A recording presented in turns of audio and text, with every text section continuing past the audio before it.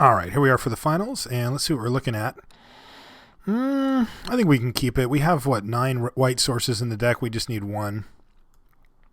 It's a little sketchy, but I think it's okay.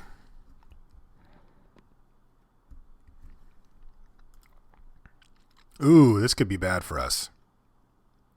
Yeah, that's actually very bad for us. So he is running, it looks like Is It, and I know we passed at least 1 teleportal, maybe 2, and we are just cold to that card. It just wrecks us. Because our deck is trying to go really long game, and his deck is just trying to set up a situation where he can punch through like infinite damage on 1 turn. Yeah, this is definitely concerning. Good news is he doesn't have any attacks here.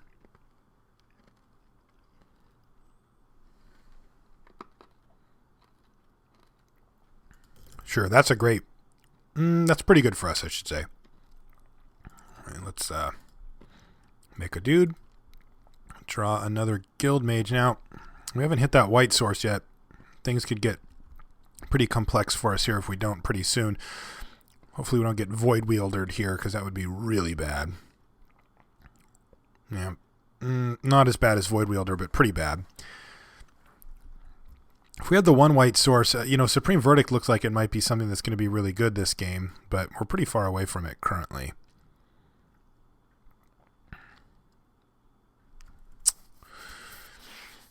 All right, what is the best way to stay alive? So I am looking to Supreme Verdict here. Like that is going to be plan A. So I don't want to run out my Guild Mages and all that stuff. I want to be able to recover. So I think I'm just going to play Seller of Songbirds here and ship the turn back. That gives us the most blockers, and it encourages them the most to extend into our board. So let's see what he's doing. All right, so he's just going to battle us. Makes sense. Hopefully he keeps committing things to the board, though. That's what we really want. Like Cobble Brute? Yeah, Bloodfray Giant. Now we just need a Plains. Boom! Right on time. I like that. Yeah, we're just going to get him here. I'm not going to get greedy and go for any more than what we already have here.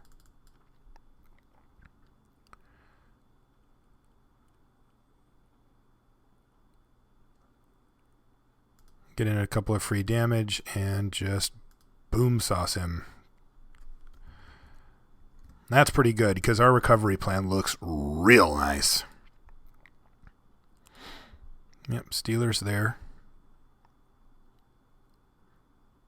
I think what I'm going to actually do here is just Phantom General and Guild Mage, because Eyes in the Skies is going to be insane with Phantom General out. So if Phantom General lives, then that's it. And the funny part is that if he has removal, he really needs to use it on the Guild Mage. Like, it's not like he can sit there and let the Guild Mage live, because right now I'm going to start making stuff. Oh, man. Yeah, you got it. You got a card. I don't like giving him a card. It's tempting to trade off, but I think it's better off to do it this way.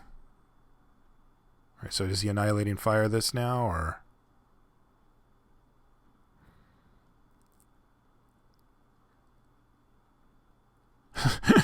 Well, we know what his deck's all about, don't we?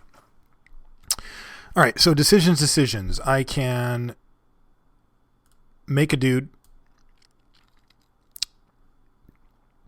or I can make another Guild Mage and Eyes in the Skies.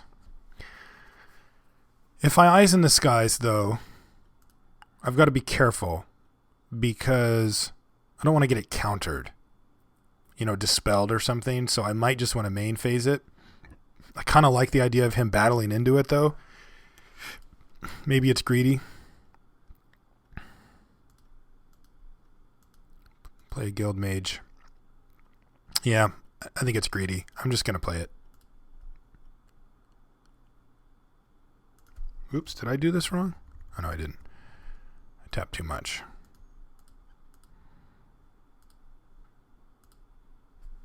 And just ship the turn. All right, because now we're set up to be in a pretty good position here, because I do need to race him, because he can get in there with this thing and start drawing some cards. So yeah, which is exactly what he's going to do.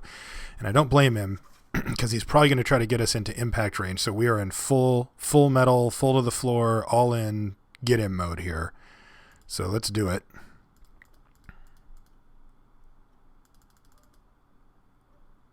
He's going to trade off for 1 guild mage. Yeah, we just don't care about that. Make a militant.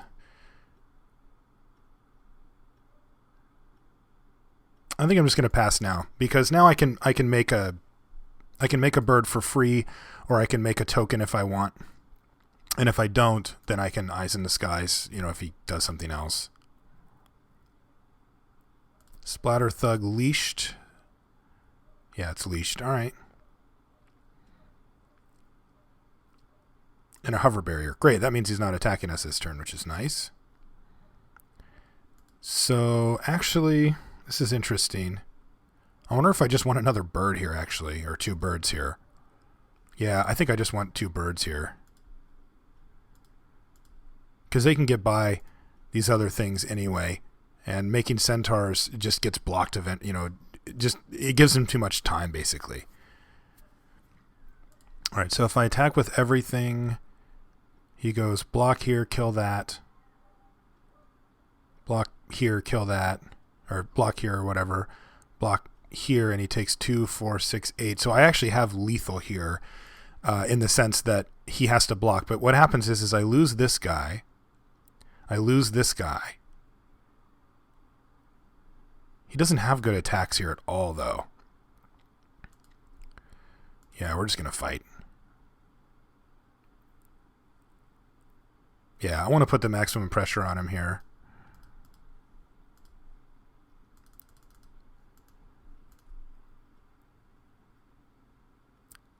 Yep. And then that, and then he takes 8. All right, so do I want to make a 3/3 here? Or do I want to make a bird? I think I want to make a 3/3 here. Oh, no, wait, I can do... Yeah, I can't do both. I can't do decoy and that, so...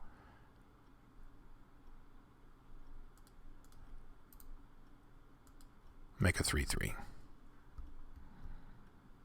Goes to 2, and we have lethal here. The main reason for doing this is because I don't want to lose to explosive impact, and I certainly don't want to lose to teleportal there. Plus like a burn spell or something, because he can get in for 4, 7. If he has teleportal plus Dino Charge, something like that. I mean, he's got a full grip here. He's got 4 cards in hand. Thankfully, Rogue's Passage is clunky enough that it's not going to be... He can't do that and a burn spell in the same turn. All right, so we got him. So what do we want to do about this deck? Aerial Predation seems good. We can predict more flyers, plus getting that wall out of the way would be really nice. I wonder if something like Druid's Deliverance should be in our deck. You know what? I'm going to do it. We didn't see Teleportal or Bluster Squall, but I just have a feeling that he's got it, and that's just usually enough to be a big deal. I'm going to leave Concordia Pegasus in because I want to be able to block his Stealers of Secrets. I'm going to cut a Giant Growth.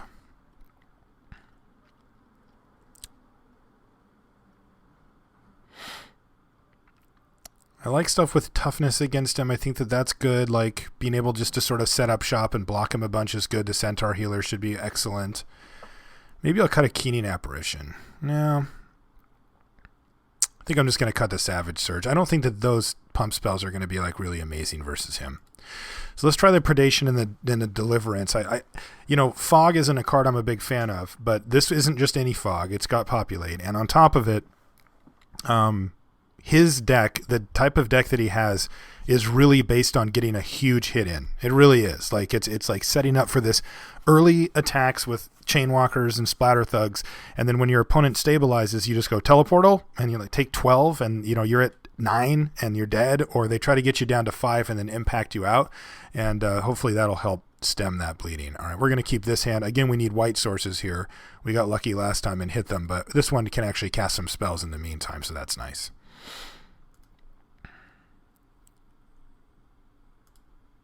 So he's just got nothing. That's nice. Although, fortunately, it's also the same for us. So we're going to need to hit a white source at some point. There's one now. We're just going to keep fighting here. It looks like he's stuck on mana. Fortunately, we can't really punish him too bad because we've got infinite 4-drops. Once we start hitting the 4s, things will start getting better for us, but we're just going to probably just drop the Indrik. Yeah, gutter snipe, sure. Trade these? Yeah, he's going to trade it off. That makes sense. And I'm going to play an Indrik. Reason for that is that it usually can attack past most of his stuff just fine, and I really don't want to get just completely blown out by Electrickery. All right, so let's fight. And we drew the most awkward possible land here.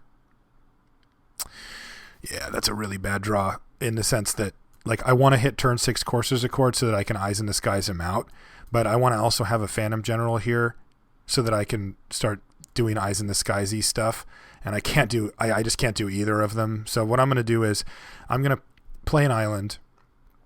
I'm going to ship the turn back. I'm going to Eyes in the Skies end step, and then I'm going to slam General and try to hit him for a bunch. If we draw another land, then we're lucky, and if we don't, then we just have to wait a turn on Courser's Accord. But he's pretty stuck here. All right, so let's see if he's planning on Electrickerying us here. He just scooped it up. All right, so he basically just got mana screwed there. He didn't draw enough lands, and that was that. Not enough, and not enough of the right colors. But our deck was sweet, and I definitely, I think that if you can get the good Celestia deck, it's probably the premier deck. I think it is actually the strongest deck, like by the numbers as well. But I don't know. I'd take that or a Rakdos deck, like a good one of either of those any day. Anyway, thanks for hanging out this week. If you'd like to send me an email, you can do so at limitedresourcespodcast@gmail.com. If you want to follow me on Twitter, I highly recommend it. Twitter's a great place for Magic players to be. You can follow all of all the pros that you like, a lot of the Magic personalities that are around, and you can chat with them. It's really cool. You can ask them questions. It's really neat. My name on there is Marshall_LR, and if you would like to join the clan, you can do so. You saw a few people do it. You can join by messaging me, Marshall_LR here on Magic Online, and I'll get you an invite. So until next week, guys, thanks as always for hanging with me, and we'll see you next week.